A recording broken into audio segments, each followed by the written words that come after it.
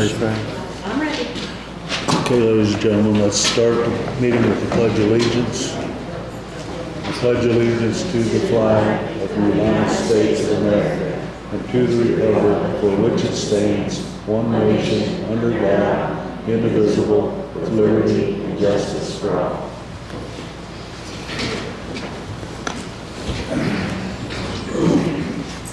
So the first item on the agenda is the Board of Finance, so we need to table the current meeting and go to the Board of Finance meeting with Jolene.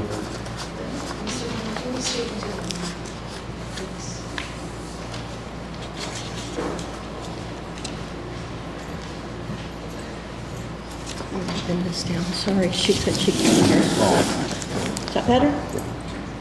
Is that better? Okay. Good morning. Good morning.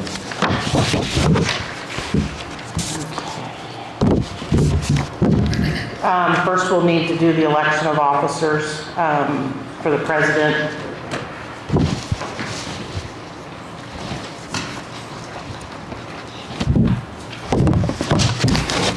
So, I'm new to this, you have to help me. You want you're currently the president. No, Tom Wilson was currently the president last year. Okay. So, I guess Tom Linkle was the president and Wilson nominated Linkle. Okay. So, Lincoln's no longer with us, so I guess I'll nominate Tom Wilson. Okay. Is that okay with you guys? Second that.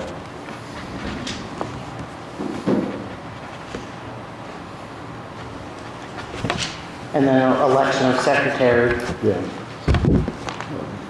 / treasurer, which would be me.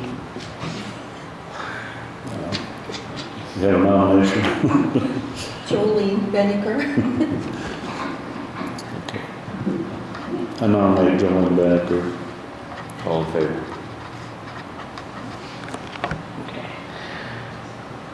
We would go ahead and move to make a motion to approve the minutes from last two meetings, but we don't have a quorum. So I will have to come back when Tom Wilson is here and go back into it to approve those minutes. So we'll skip over that. Okay. So then in front of you, you should have a list of the outstanding checks that are over 2 years old. That would be the first page, would be general. There are 4 checks totaling $366.08 that will be put back into the general fund. The second sheet is for payroll. There are 2 checks totaling $65.50 that will be receipted back into the fund for that.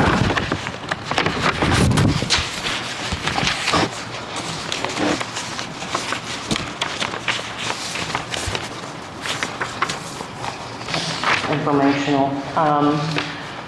Next on my list is the investment policy for January 1 of 2023.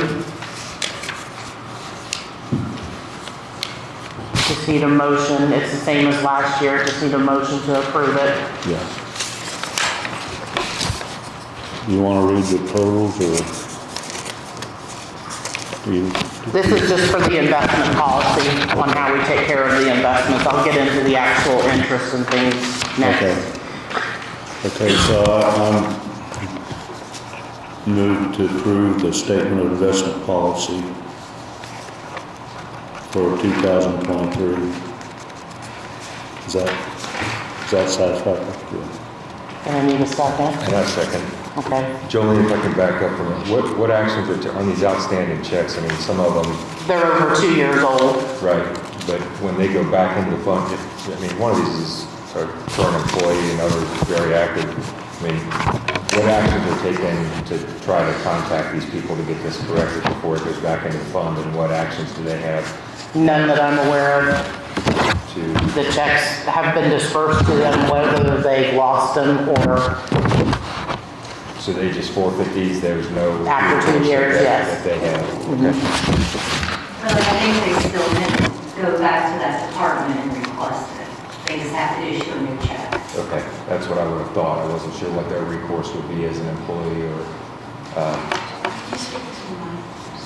thought it was. So, just wanted to make sure what their recourse was as an employee or a creditor. Okay. Okay.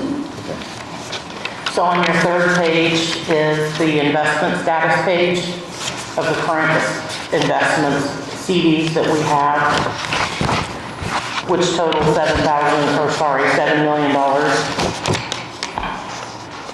We have $5 million at FCN and $2 million at BAF in CDs.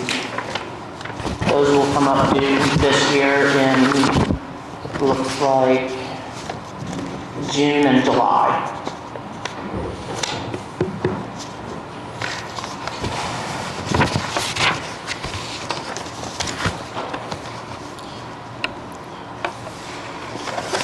So then I'll need a motion to accept the investment status. Make a motion to invest the investment status as presented. I'll second it. Okay, so then the next one is the interest that we earned for the year 2022. In the regular operating accounts, which is the general account, payroll account, the back, money market account, and the money market account in FCN and the ARPA money. The total earned was $183,018.75 for the year 2022. Just to compare it to what we earned in 2021. In 2021, we earned $40,215.81. And as it stands for 2023, when the CDs come available to re-up, we will be ahead by roughly $150,000 in interest that we've earned. So that will not include the general operating accounts for this year. So we're on good track for 2023. So we need a motion for this too? No, it's informational. The annual report for 2022 as of January 1, 2022 to December 31st, 2022. The beginning cash balance in the cash book was $20,212,392.28 as the beginning balance. The ending balance in December was $16,990,518.57 with a difference of $3,221,873.71. Now, that does not take into effect, you don't have that paper, you don't, that does not take into the effect the $7 million that was invested. So if you factor in the $7 million that was invested, we were $3,778,126.29 to the positive by the end of the year. It's a lot of numbers, I know. So that's informational. The investments at the beginning of the year were $0, but by the end of the year, we were at $7 million.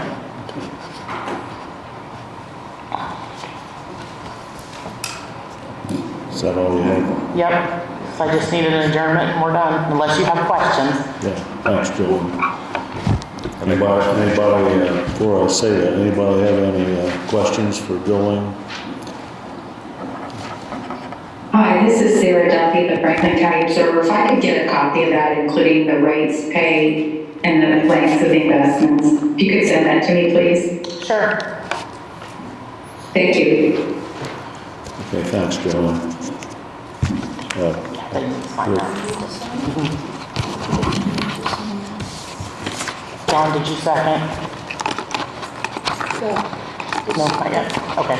Is that what you wanted? The motion to adjourn the meeting if there was no more. Oh. A motion and then a second. But they need to sign the investment policy, yes.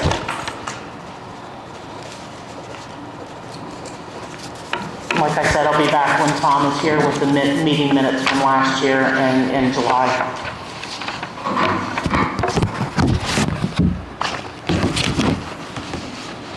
Well, if that's all you had, we'll move that we adjourn the Board of Finance meeting and open the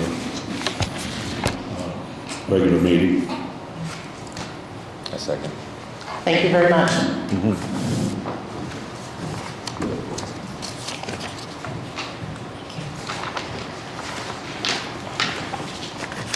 Okay, next on the agenda, we have a public transportation report by Missy.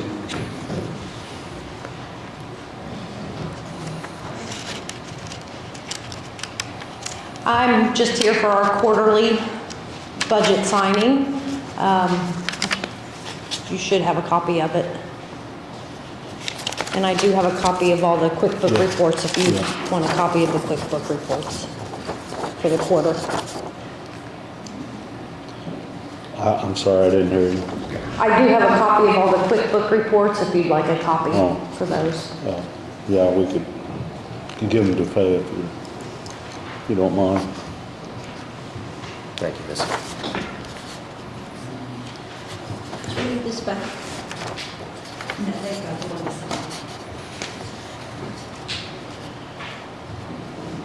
So you're gonna go through the figures? Are you gonna go through the figures for us? That's just all of our invoices that were paid for October, November, December, Okay. and payroll, and that gets reimbursed from INDOT. So- And the only question I have, Missy, is of these amounts, the $114,007, I can barely see, $780 that you're requesting to be reimbursed, how much of that is federal? It's federal and state. I believe that's all, it's all federal. I'm not sure of the percentage. It's all federal, state.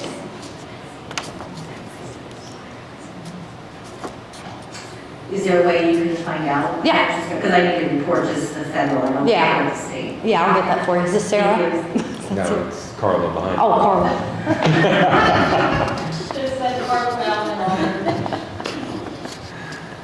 Yes, I can get that.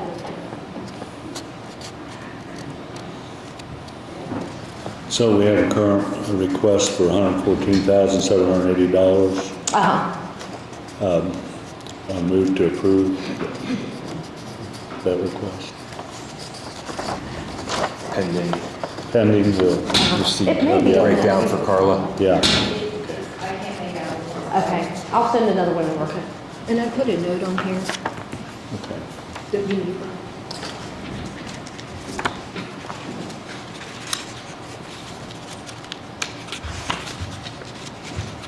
So the motion was to approve the financials as submitted pending the receipt of the breakdown for Carla, and I second that.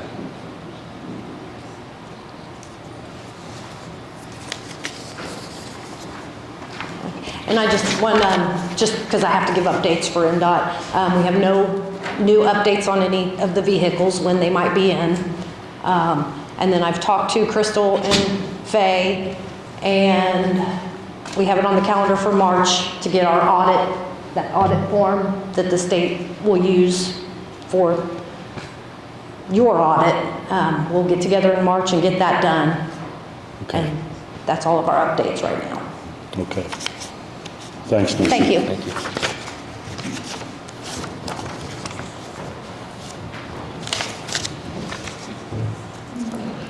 Did you sign it? I did. Okay, next on our list is the redevelopment appointment. This is to certify that Sara Duffy has been duly appointed by the Franklin County Board of Commissioners to serve on the Redevelopment Commission, dated the 23rd day of January 2023. So I move to approve this appointment. I second that.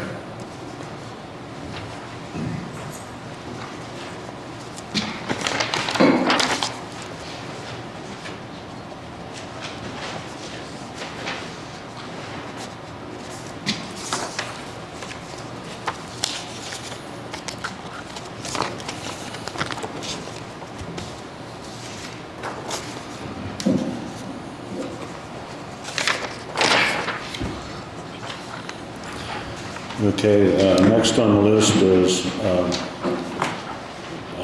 North American Development. And Brian Metz is here, is the owner. And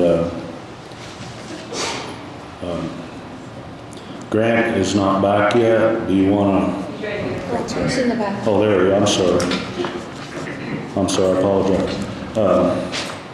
Grant, you want to go ahead and read out what your concerns? Yeah, we can kind of give some high-level details, and then Mr. Metz can speak.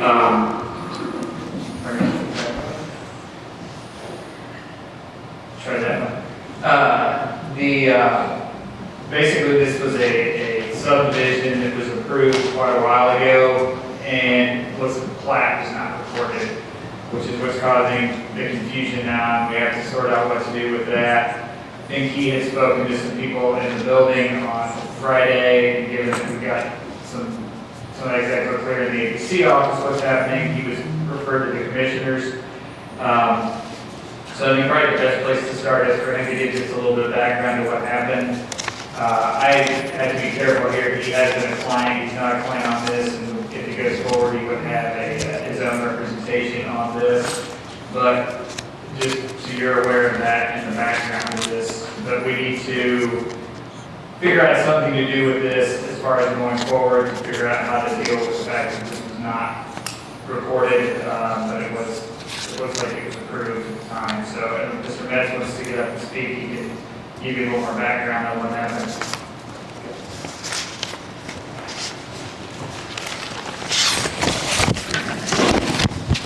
In 94, 95, I think I had the Autumn Oaks approved, and it was like 80 lots.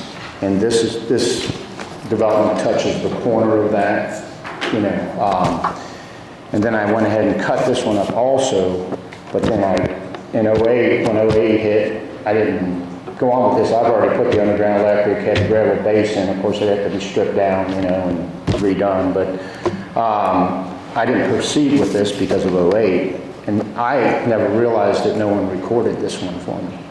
And because I went in to get a copy of the recorded copy, you know, to bring, or copies, because I only had the one of the signed copies from the, you know, area plan, erosion control, all that. And not realizing it was never recorded. So it was kind of a shock to me. And then I just thought, well, they can just go ahead and record it. But then they said, well, we need to talk to the commissioners to see what's going on, because, you know, it was just a freak thing that didn't happen. But now the page that I gave you, as far as the, you know, the site is engineered by Ted Ford, from the highway department engineering for a while, but he engineered this, and if you read them specs, there's less water going to run off of that project, and that's what's required than there is currently.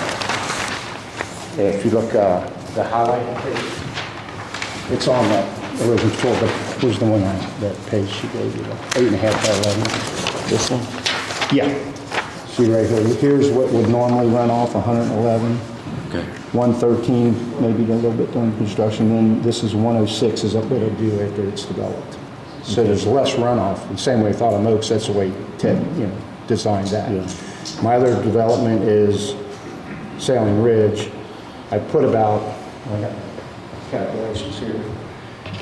I'm not a new developer. I mean, I'm doing this all my life. Plus, I don't know if you heard about the one next to Walmart. Speaking to the mic so the public can hear what you guys are Oh, I'm saying. sorry. You can see the drainage there. There's not additional water leaving the site, so everything's.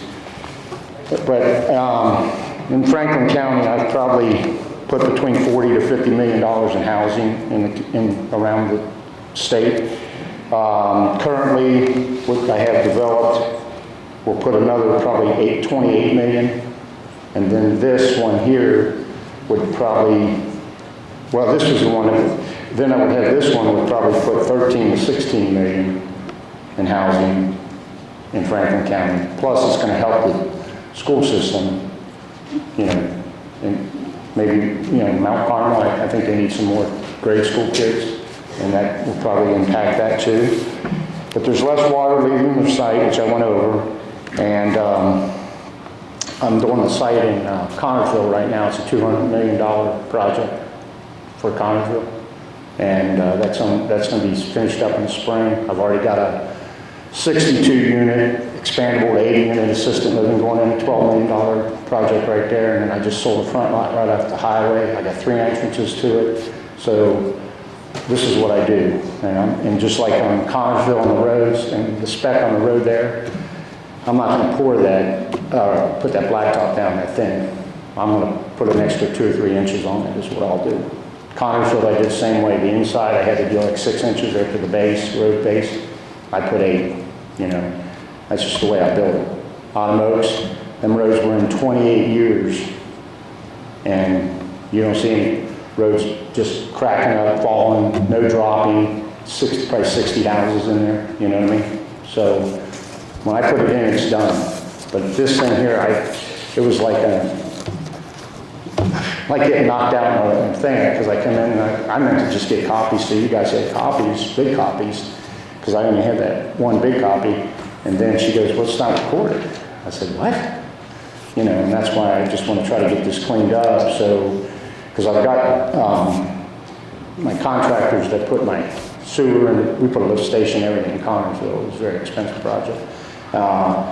But they got some time during the winter, going in the spring, and they could get my water main in and get the pickup lines, perimeter drain tile set up for the leach fields and all that. And that's why I always want to go through and come in here and talk to yous about, hey, I get these roads in, I want to get them taken over and be done with it.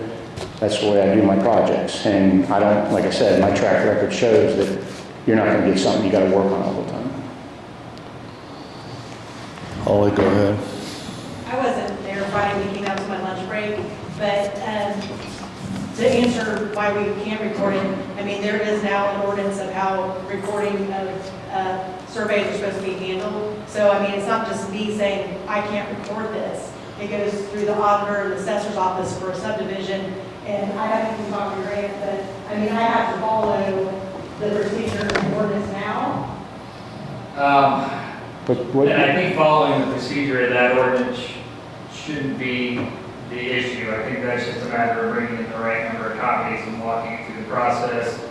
The issues that have come up are, one, there is an Indiana statute that says a survey, or not a statute, the administrative code says a survey is supposed to be recorded in 90 days, but then I don't see what happens if it's not recorded in 90 days. It doesn't say, does that mean it's void? Does that mean you start over? Does that mean you just fix it and move on? But just because I recorded, does that mean, like, later down the road, if somebody comes to challenge that plat, to say, well, she recorded it? I mean, I'm just putting it out there on public record. Right, and that would be, yeah, if you're just recording it, as long as it meets your requirement of recording, that doesn't necessarily mean that it meets exactly the question that you have. So that's one thing that can be considered on.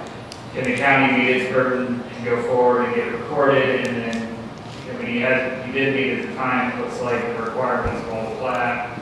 There are some signatures missing, Rob. What signatures are missing off of it? Yeah, Grant has been taking a look at this back in November of last year, and so I sent him the file and did a pretty thorough review of it. So as I went through it, I can never find a copy of the plat with it being signed off or executed by their planning commission. However, I did find in the file there's an application for approval subdivision, Franklin County, Indiana, North American Development Corp. It was dated 2005, 12/14/2005, not signed off by the planning director, which was Larry Franklin at the time. And then there's an exhibit A saying what they would do as far as when the subdivision is approved, different things that need to be done, unsigned. And also I have a copy of covenants, which there was some discussion of that. The meeting minutes from January 11, 2006, February 8, 2006, and May 10, 2006. So it was voted to be granted primary approval and secondary approval in those meetings, but the document was never executed and recorded, and the Indiana code that's in place, that's been in place since 1988. And essentially what happens is the plat goes stale, and the piece of that, something doesn't get recorded, that surveyor is responsible for things being true and correct, and lands can change. It's been 18 years. So that person should have the due diligence to be able to make certain that everything's true and correct. Still today, it's going to be recorded. That is the reason for that Indiana code, so that there's no liability for the surveyor, the owner, and anybody else around that property. That's the way it's been explained to me going to multiple survey conventions as a licensed professional. So as a member of the ABC board and Franklin County surveyor, I took a pretty thorough look here, and those were the issues that I saw. The plans seem to be pretty good shape. Most of the stuff was there. This was under a different zoning administration than what we have today. So the rules are entirely different today than when this was approved. We have a whole new zoning code. So the standards for the building of the street is the same. I don't know that. I can compare that. Larry's saying no. So those are the things that I have concern. I have an estimate for the subdivision to be built, thinking cost $217,535,000. That's in 2006 dollars. That's probably not right for today. I see letter of credits from FCN Bank stating that it all can be done. Those are the things that I have concerns that do we need to take a look at this again, because that road's going to be your infrastructure. Is it going to be bonded for the right amount of money so that you know that it's going to be built properly and meet the standards that Larry wants to see? So as an area planning person, my feelings are that some of these things may need to be looked at again before you, well, it's really a planning department issue, not a commission's issue, in my mind. Because this is something that goes through the area plan. It's not approval by a commissioner to say, yes, you can go record this. So, I'm all for doing this. I think it's going to be great for the community. I think some of these things need to be tried to revisit and supply some new numbers, new data, so that the county has assurances that things are correct, because these numbers are 18 years old. They're not the same dollars today. So that's my concerns. Well, let me ask you a question. You said you looked at it pretty thoroughly. What did you see in there that didn't meet your requirements today?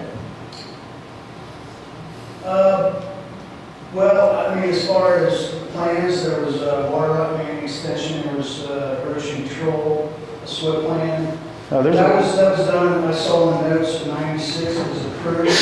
But those are only good for 5 years. SWIP plans are only good for 5 years, and you need to resubmit it to the approval by item from the state of Indiana. So you have to go through an application for that to make certain that that is up to snuff and everything meets code today. Because again, it's 18 years later. So those are the things that I would say that you have to follow. And I did have all these plans I reviewed of. Okay. Because they were in the file, I scanned. Oh, okay. I had them all digital, so I was able to look at all this. Okay. One of the concerns I had is I know it says no additional runoff. When you add a 2,000-foot long street, that's a lot of extra hard surface, houses, driveways, 40 acres on 30 lots. But if you look in there and you look at the detail, he's got like downspouts need to be dumped here on this lot. He's got it all spec. That's what an engineer does. The drainage pattern goes off to the southeast into Yeah. the next neighborhood subdivision, which I assume is probably one you might have done. Right, but he did the calculations on how he designed it, the engineer. Yeah. There's 113 or 112 or 13 running off now. It would be probably 5%, 6% less water running off. I didn't thoroughly review that part of it, but that would be one of the. Well, I did because I developed it. Concerns that, does the water go where it needs to go without damaging the next people downstream, no control. So that's all. Yeah. Do you know who Ted Coley is? Yes, I do. I've worked with him several Okay. times. He's very, very competent. Very thorough, too. Yes. Yeah. So that's why my concern is, I mean, I know Ted, he's a good engineer, good surveyor. I know he worked for Franklin County for a while, but I just haven't really looked at it that closely, but everything else appeared to be that doesn't meet today's standard. That's the only thing that I haven't really compared to what was. so what are you saying doesn't meet today's standards that you said? Well, I think Larry's saying the road probably is not going to, the road section. They've adopted a new road section standard since 2005 or 6. So you might need to check. Well, like I told the commissioners, I'm gonna put 2 to 3 extra inches in blacktop. I think you did the surveying at my project for that. Did you do it for the assisted living Assisted living where. in Connersville? Oh, you didn't get that? Okay. That works, no. All right. So I think you might have somebody else who wasn't me. Larry, you want to just voice a couple of your concerns? Like you say, the planning and zoning regulations have changed. Excuse me, I'm having trouble with my voice today. The road is on the plat is 20 feet wide, and the distance back is 30 foot wide. I mean, maybe a little overkill, that's what it is. And the cul-de-sacs have a 110-foot radius, and it's not shown at that large on the existing plat.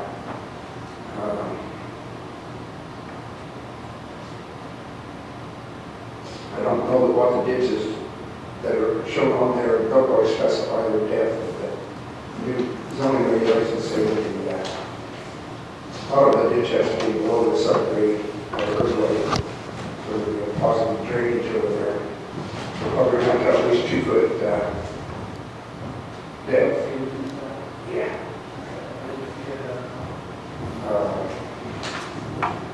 Those are probably my concerns. Of course, today there's also supposed to be an engineering plan, which is basically a profile, shows the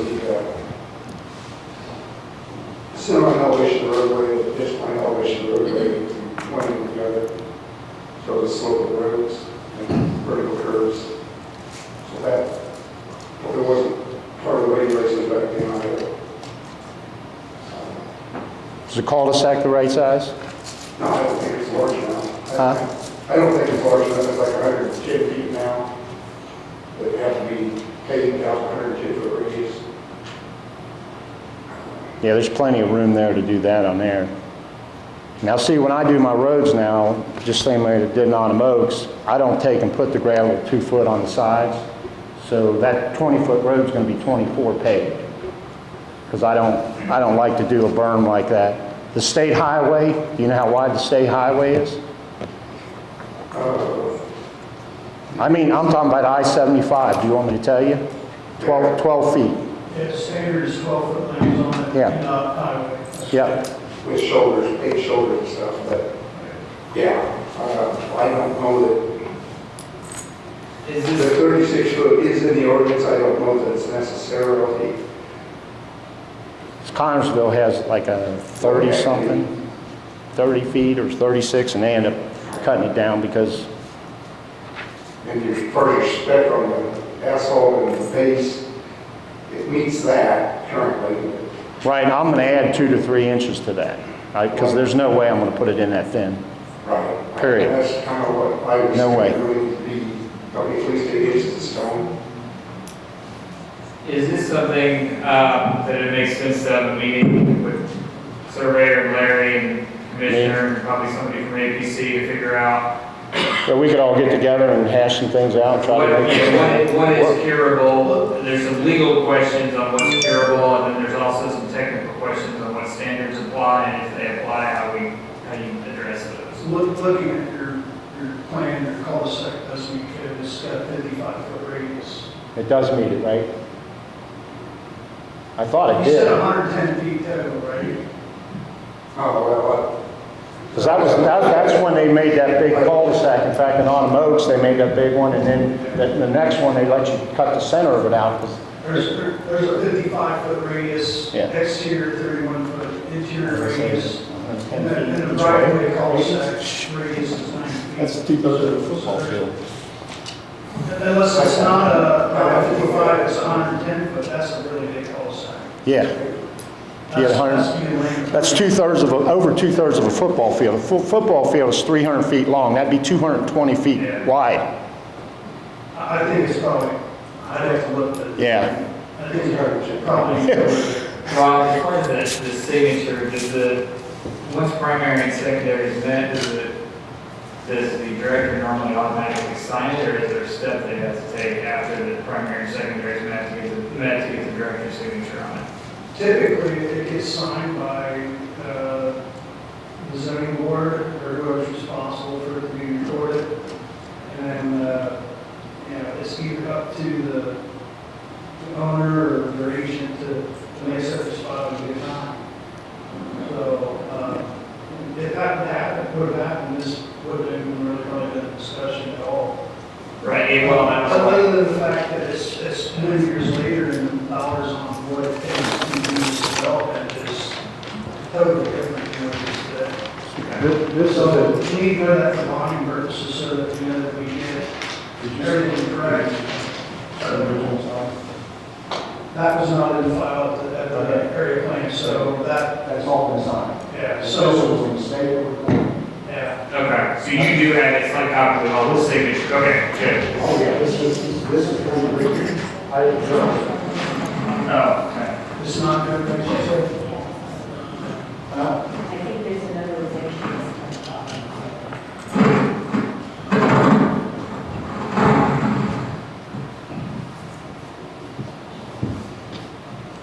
The documents that we legally have to be executed properly. It's actually his notarization that's not signed. He signed it before I recorded. It's not missing Larry's notarization at the time, that would be the bigger issue. is the They don't director's sign in papers and give them to you if it's not approved. If he can cure it, I would think he could cure his own signature, it's just a Right. matter of if he can cure it still. I'm not saying it wasn't approved, it was approved. It met all the requirements. The only thing I had to do at that point was record it, which normally it was either Joe Gillespie or the engineer recorded it, and I missed it. Because I already put the underground link here, RMC's already got the We can't create parcels until it's properly filed in the assessor's office. They have to draw it out first. She's using it, it's not been recorded. Right. Make the commission that it's not my fault. Yeah, it's not her fault, it's not been recorded. For some reason, it wasn't recorded in 2006, and now we gotta figure out what to do about it. I think the fact recording it now is just a matter of if he's allowed to record it now, making sure it's signed. If he's allowed to record it now, getting it done, then we just have to figure out if he's allowed to record it now based on that gap. Because, like I say, that administrative code says record it in 90 days, and then doesn't say anything else, what happens? I think it would be prudent to follow up on what remedy is if there is even anything. But from my understanding, it's all about protecting adjacent landowners, the surveyor, and making certain that everything's true and correct on the plat. Because there could be totally different landowners at the time when this gets recorded, and that's false information going on the record. So could Ted just recertify it? I'm sorry? Could Ted just recertify it? That's the real possibility. I mean, technically, as a land surveyor, you're supposed to go out and verify that all the lines are still there, everything's true and correct, everything measures still the same. All the pins are You put know, on. if there's a adjacent landowner that divided property and say somebody came in and screwed it up and they overlapped entitled on your property, that's something that should be acknowledged and recognized. I mean, it's possible. Right, I'm saying, but all the pins are in. That's how we set the electric But box. that's that surveyor's license, and he's saying that it's true and correct. He shouldn't be the person to say that it's the land surveyor, he's the person who should say that it's still good to be able to record. Oh, no, but I'm saying when the pins are there, I took fence posts, put them up, then we lay out the lots according to the. I don't, Right, which I can get Joe Gillespie, or I can get, I text Alexis, he Andy. can come back and do it. no, Andy can go. Yeah. 'Cause Andy took over, Andy does all my projects, he did one in Connersville. So what it amounts to is we cannot approve today. Right. We're not trying to discourage it. No, I understand that. So I suggest we get together with Grant and Larry and Rob and I'd be glad to get with them and work and Yeah. try to get this thing resolved so we could move on with it. At yeah. the end of the day, I think I agree with Ron, it's probably a statutory and zoning code issue, and I don't know that it is a commissioner's override issue. Right. You normally wouldn't weigh in on these anyway. I think it's good to know what's going on, and potentially when you participate, just so you're aware, because we've also got the overhanging issues with drainage that we're dealing with in general, trying to sort that out. But I would think it'd be useful to have a meeting with Larry and Rob and maybe the president of the ABC or something, since there's not a director at the moment, kind of sit down and talk through that. He can have counsel there if he wants to have, I know he's had counsel work on this project a little bit. It's not me, we can figure out a meet back, need somebody that is not me. Or if it's a zoning issue, then maybe Tammy anyway. So that would be my thought, to set up a meeting and come back, try to get that as quickly so we can get moving, because I know it is interested in moving, and we need good developments in the community. We get that set up and have a meeting set up and dealing with that. I think this is something that can be resolved pretty quickly. Again, I'm all for redevelopment. I just want to make sure we're following the Indiana code and the rules that's laid out for everybody to Understandable. follow. No problem. There were some things that I saw in the review this morning, in the May 2006 meeting. There was discussion about building modular homes on the properties. And I don't think that was ever resolved. No, I won't do that. So I No. think that was a request or something like that, and so you're not going down that road. No way. No, these are gonna be houses that'll go from probably $400,000 to $600,000. That's what I put in. Okay. So Some of them, well, we have a say, discussion there, so that's Yeah. all the reason why I'm bringing it up. You know, Yeah. like Sounding Ridge, we got $1 million home up, 1.2 million up there. They just, there's about 350, 400 just built. There's 2 more going in, one's 750 and one's 600. So that's, I'm not into this slab stuff, real cheap houses. I want model, they don't have to be big houses, but, for a family. But I'm not gonna put in, I will not do modulars like. Okay, well, I thank you. think the big thing is let's look at the cost of the infrastructure, new bonding numbers. Please? New bonding numbers, the cost of infrastructure. I'll just, if you want, just, I know I can do for around $500,000. I'll put up FCN, all I gotta do is call the president, it's done. Does that, as an area plan commission require a bond? Oh, I have no problem. I think I've got everybody's emails that I need to be involved, I can send that email and see if Yeah. people get together. And the bond is no problem, what, Do you? And I'm sure it's not, but we just need to know what to do. oh, I'll put it, we'll have it in place. I had to do a bond for the highway, state highway entrance and everything. Okay. Jerry, would you want to sit in on that meeting since this is out in your? Yeah, I can do that. Okay. Okay, thank you. I We'll, appreciate everybody's time and all the input, and that way we, I know what you guys are looking for too, and we can maybe get this to a happy thing and maybe some more infrastructure for the county. Okay. And hopefully for the school too. Okay, we'll try that. When we get everything together, we'll meet again. Ryan, Okay. you would get to, I don't want you to lose this plat. since Yeah, you're no, no. be the signed copy, I don't, it's a wonder.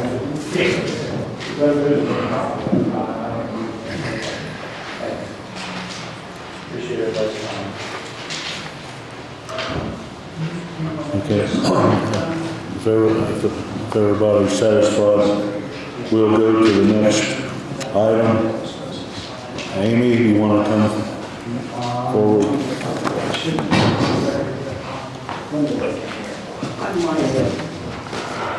What I did, I put this. Hello. I have several things in front of me this morning. I don't know what's first in your folder though. I have a couple contracts and a grant to talk about. Which one do you want me to start with? You got The grant, okay. The grant that you have in front of you, you have the award letter and a simplified version of the grant. It's for $20,000. It is a grant for emergency management equipment. It's the 2022 Emergency Management Performance Grant. It's a competitive grant, and I was awarded $20,000 toward the purchase of an emergency generator. So my plan with that, two ideas with this. One, I could use a pull-behind generator that we could use at emergency incidents to power lighting and equipment and whatnot. So it would be a portable generator to take to emergency scenes and power incidents and planned events as needed. The other option is to use that $20,000 toward a larger purchase of a generator that would be a stationary generator to use for emergency sheltering. So back in February when we had that 8 inches of snow and the ice storm, I had a lot of anxiety for a few days thinking, oh God, if the power goes off, where do I put people who are medically fragile and may rely on power to live? And I had no good place to put them.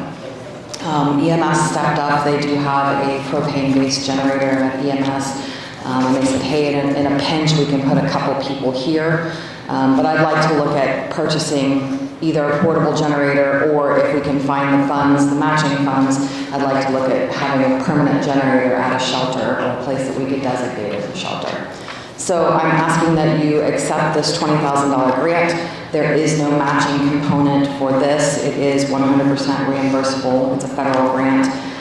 If we do choose to turn this into a stationary generator, I would seek funds either out of ARPA or some other community-based grant.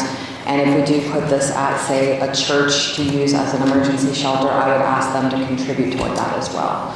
So we got the award back in November. So what I need from you guys is to okay for Duffy, which is the electronic signing system, so we can accept the grant, and then I'll go to council and get that grant money allocated.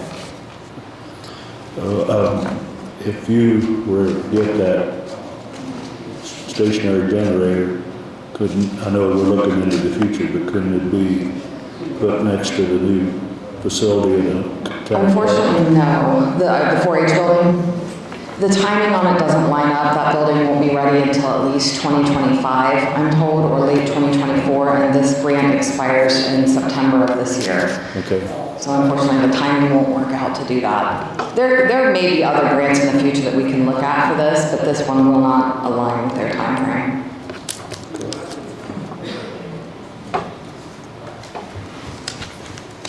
So what's your preference? Do you have one? I've talked to Palmer about getting some ARPA funds to see if we could do a match for this. You know, we chip in $20,000, we get a matching $20,000 or whatever from the ARPA grant, and a matching contribution from a church if we were to use a church shelter. I did talk to Metamora Church of God as one option for this. They think that they could get a match for us by June. I'm not set on Metamora Church of God. It doesn't really matter to me what church we go with or what entity we go with, so long as they could come up with funds to match this. Palmer said that he thinks ARPA money could be used. He was going to look into that, but I have not heard back yet. So even if it could be used, we would have to get council's approval on that. I need both. I need both a portable generator and I need emergency sheltering. If we could find a place that has a generator already that we could use for an emergency shelter, that would be ideal. And then I could use this $20,000 for a portable generator. I talked to Brian Patterson yesterday. He recommended Oak Forest Church, but I haven't had a chance to talk to them yet. John, do you have any preferences that you think we should go ahead and approve that Amy? We don't have to approve whether it's stationary or portable yet. We just need to approve to accept the money. Okay. We can decide the portable or stationary later. Later, okay.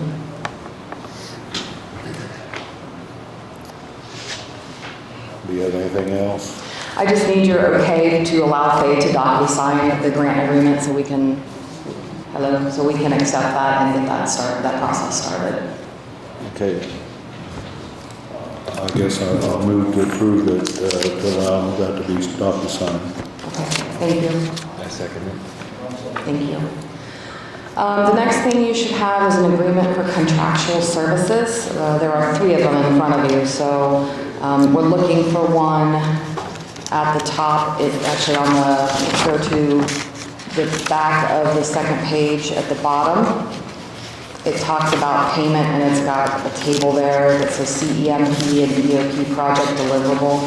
Looks like this.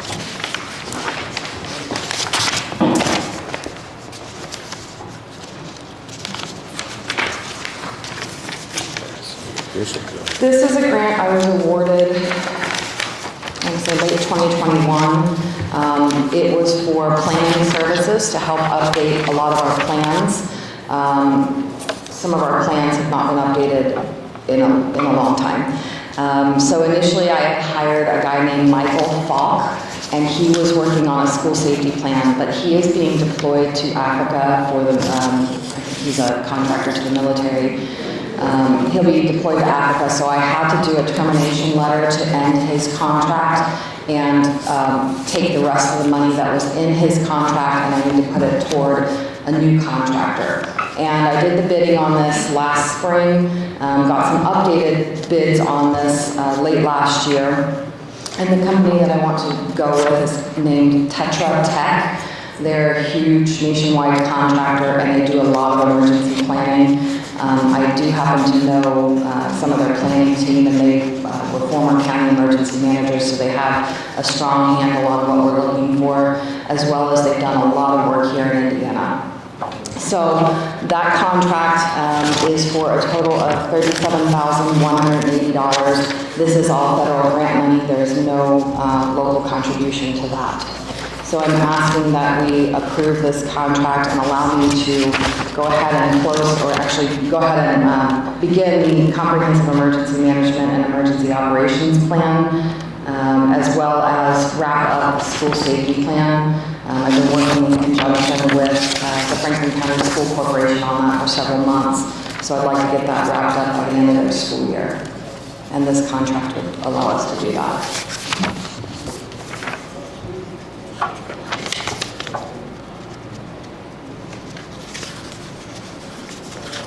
So I guess I'll move that you be allowed to sign this new contract and terminate the old. Yes, so what I'll need from you guys is your physical signature on this one instead of just a verbal approval. And I'll second that. Thank you.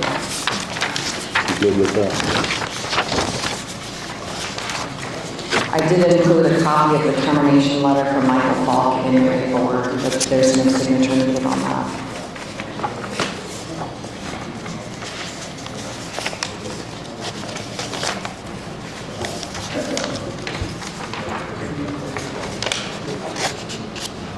And just so you're aware, I won all this past grant and he's approved all of it already.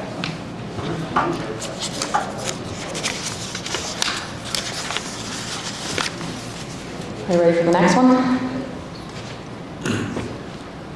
I didn't understand what you said. You need a signature on the, No, I don't need a signature on the termination letter. Okay. It's just for your information. okay.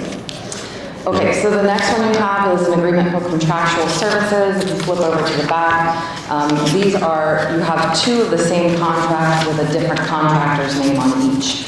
This is another grant. This is for my hazardous materials grant. I received money, I think it was $15,000 and some change. Part of that is to be used for incident command system training, which is the training that we use to figure out how to organize and effectively respond to disasters. So that is training that I will send all the first responders through this spring, or I'm going to attempt to. So I want to hire 2 instructors that are certified by FEMA and the state of Indiana to teach this. The first one is Amir Musavi, and on the second contract is an instructor named Carlos Garcia. So what I'm looking for is physical signatures on these two contracts to hire Amir and Carlos. And they're excellent instructors that I've known for a long time. We're doing 2 separate courses, and we'll do a total of 3 iterations. We'll do Incident Command System 300 twice, and Incident Command System 400 level once. So the ICS 300 course pays $1,800 per instructor per course, and the 400 pays $1,200 per instructor per course, and that's just a flat rate, all inclusive of their mileage and per diem and lodging. And their teaching fees. Amy, did you say there were 2 different names? I have Amir twice. Twice. On the signature on the back, you have it up top on the first paragraph, Amir. And signature on the back. Okay, one should be for Amir Musavi and the other one should be for Carlos Garcia. I may have forgotten to change the name in the first paragraph. So I can do that and bring a new copy of that over. I thought I had printed a fresh copy with Carlos's name on it.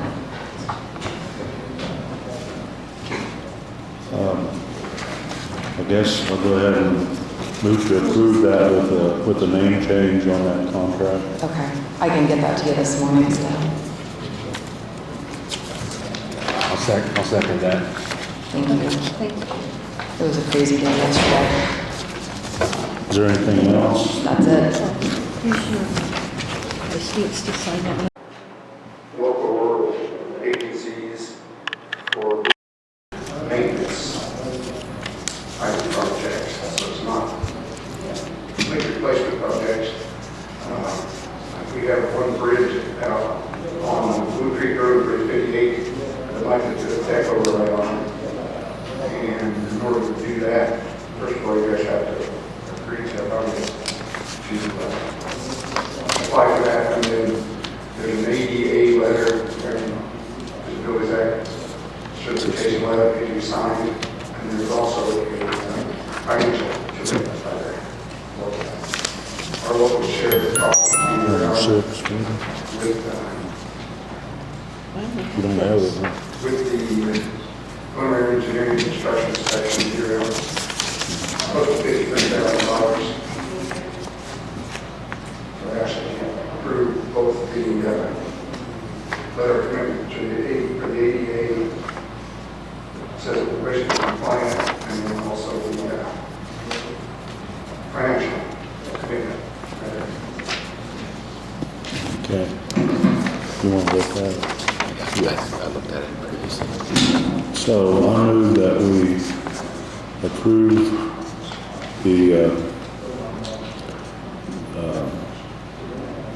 financial commitment for the ADA and also the to redo, rehab, and check the overlay on the Bridge 58 in the amount. Our match would be. If I saw here before, 64, approximately, what'd you say, approximately 53,000? Yes, Yeah, match. $52,935.84. Yeah, there it is, yeah. Anyway, the total was $64,000 and $679.20. So our match is $52,935.84. So I move to approve. And I second. All right. Okay, Larry.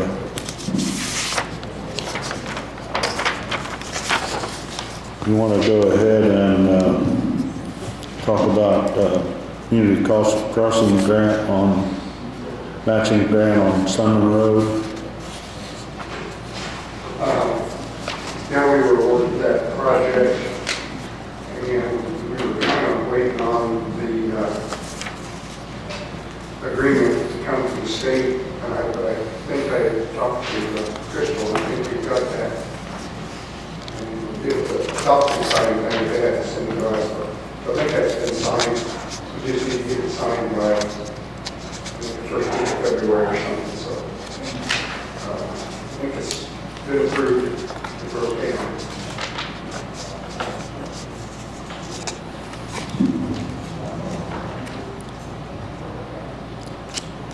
So, you need a DocuSign on that? Is that, I guess the board needs to agree to sign the contract for that, for the new construction project. okay. So we can sign the document. Okay, I move to approve that we, sign the project, for the community crossing matching grant for Sun Road. I second.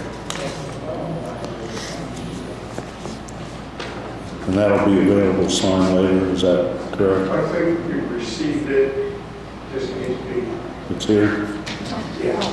I think Tom Wilson has to sign it. Oh, okay. Gave us permission to sign it as president, but he said he wouldn't be transparent right now. President of the board, he's one of the agrees with the state that allow to all Right. the document agreements. So that's just for transparency, and Tom will sign it when he, is available.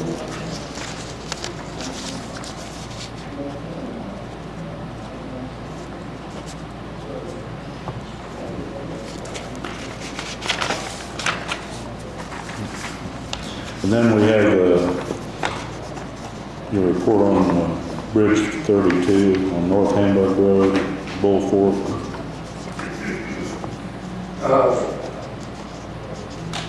We are right now waiting on the state to approve some documents, to get some documents signed. We've signed all the documents for the right-of-way services to start. We just haven't received a purchase order from the state in order to proceed on those. So we're waiting on that. Likewise, on Bridge 163, on the preliminary engineering design, we've got all the documents signed at the end, so we're waiting on the state to send a purchase order and we'll proceed on that also. Okay. So pretty behind the limbo we get that, those documents all sorted out. Can you say that last thing again? I can't hear you. So both of those bridges are kind of in limbo until the state sends us those documents. In order to proceed in the purchase order for we've signed all of our agreements, they're all submitted, so we're just waiting on them.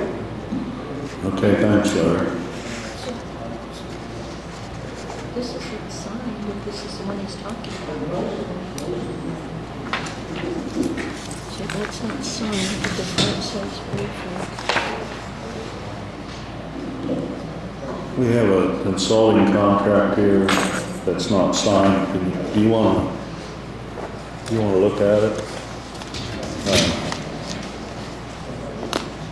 Make sure we're talking about the same thing. Oh, here, okay. We have to do that.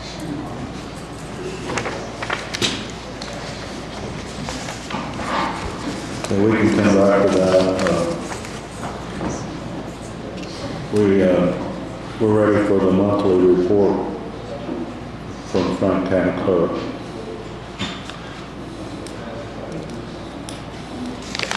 You just need to acknowledge receipt of her report.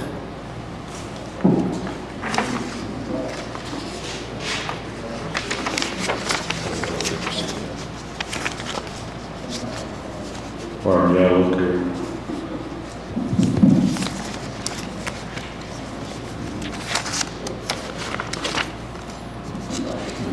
Sorry about that. Yeah, we have a monthly report for the clerk. The final figures.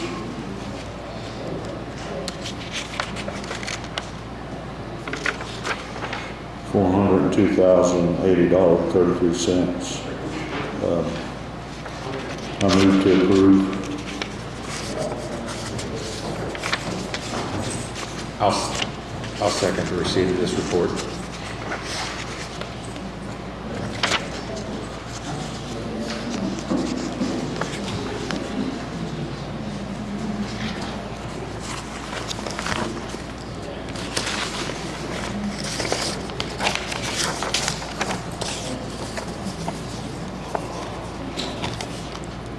Okay, next we have claims, payroll reductions. So we'll do claims first.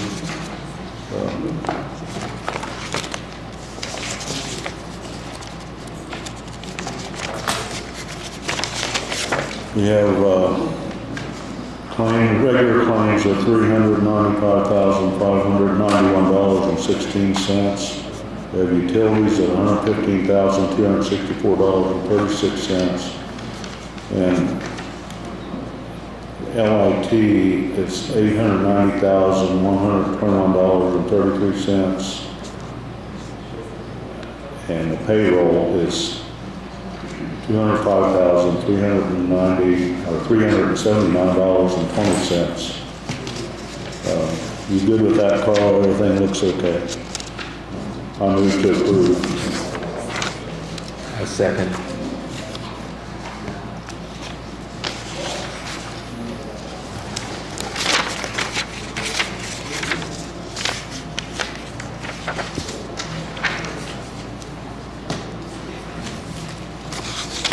Am I missing anything?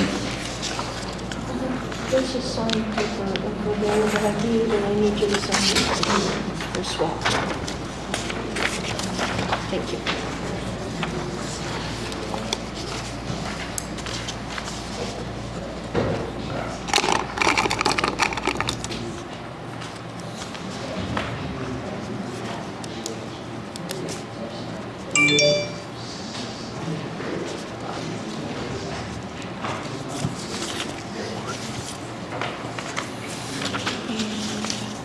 That I just need you to initial that on and put the date on it.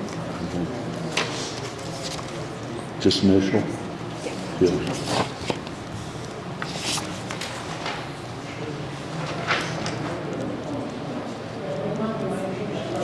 Okay, does anybody else have anything?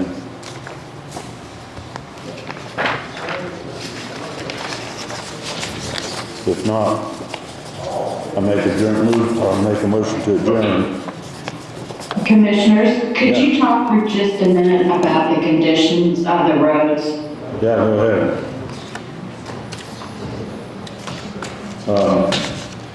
John was out this morning. You want to go ahead, John? See? Yeah, I was out this morning with one of the drivers, and everything appeared to be clearing up nicely.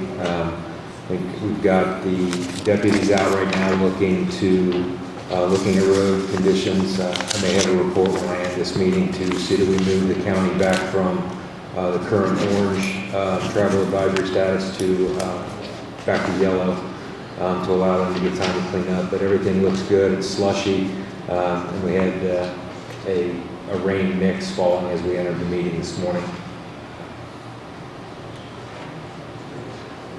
Any particular questions, Sarah?